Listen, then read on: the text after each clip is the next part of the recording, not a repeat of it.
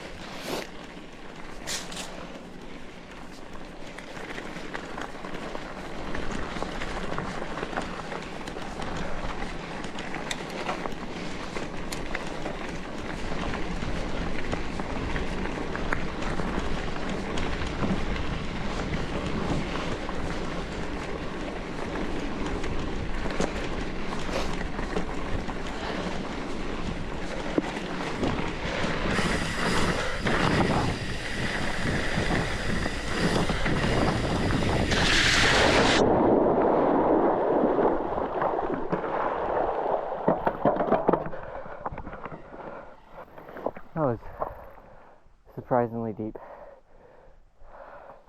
Should have looked at it a little closer.